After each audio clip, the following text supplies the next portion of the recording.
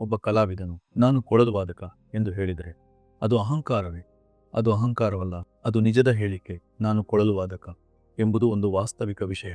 ನೀವು ವೈದ್ಯರಾಗಿದ್ದರೆ ಮತ್ತು ನಾನು ವೈದ್ಯನು ಎಂದು ಹೇಳಿದರೆ ಅದರಲ್ಲಿ ಯಾವುದೇ ಅಹಂಕಾರವಿಲ್ಲ, ಅದು ಸತ್ಯದ ಹೇಳಿಕೆ. ಆದರೆ ನೀವು ರೈತನಾಗಿದ್ದು ನಾನು ವೈದ್ಯನು ಎಂದು ಹೇಳಿದರೆ ಅದು ನಿಮ್ಮ ಗೌರವವನ್ನು ಹೆಚ್ಚಿಸಲು ಕಥೆಯನ್ನು ತಿರುಗಿಸುವಂತಾಗಿದೆ. ಅದೇ ನಿಜವಾದ ಅಹಂಕಾರ. ನೀವು ಕೊಳಲು ವಾದಿಸುತ್ತಿದ್ದಾಗ ಮತ್ತು ಪ್ರೇಕ್ಷಕರು ನಿಮ್ಮ ಪ್ರದರ್ಶನದ ನಂತರ ನಿಮಗೆ ಎದ್ದು ನಿಂತು ಪ್ರಶಂಸಿಸಿದಾಗ ನಿಮಗೆ ಸಂತೋಷವಾಗುತ್ತದೆ. ಮರುದಿನ ನೀವು ನಿನ್ನೆ ವಾದಿಸಿದ ಅದೇ ರಾಗವನ್ನು ವಾದಿಸಬೇಕಾದಾಗ ಜನರು ಅದನ್ನು ಕೇಳಿ ಸಂತೋಷಪಡುತ್ತಾರೆ.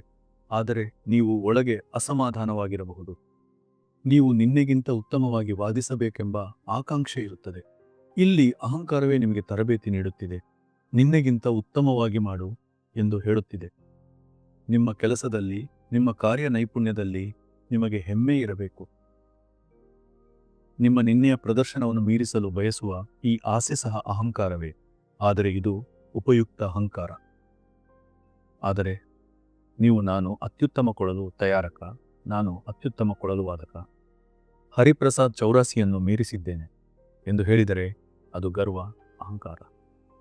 ಹೀಗಾಗಿ ಅಹಂಕಾರವನ್ನು ನೀವು ಹೇಗೆ ಬಳಸುತ್ತೀರಿ ಎಂಬುದರ ಮೇಲೆ ಎಲ್ಲವೂ ಅವಲಂಬಿತವಾಗಿದೆ. ಅದು ನಿಮ್ಮ ಶತ್ರು ಅಲ್ಲ. ಅಹಂಕಾರವಿಲ್ಲದೆ ಬದುಕಲು ಸಾಧ್ಯವಿಲ್ಲ. ಆಗ ನೀವು ತರಕಾರಿ ಹಾಗೆ ಜೀವಹೀನರಾಗುತ್ತೀರಿ. ನಾವು ಅಹಂಕಾರವನ್ನು ಸರಿಯಾದ ರೀತಿಯಲ್ಲಿ ಬಳಸುತ್ತಿದ್ದೇವೆ ಎಂಬುದನ್ನು ಖಚಿತಪಡಿಸಿಕೊಳ್ಳಬೇಕು. ಉದ್ದೇಶವೇ ಹೆಚ್ಚು ಮಹತ್ವದ್ದಾಗಿದೆ.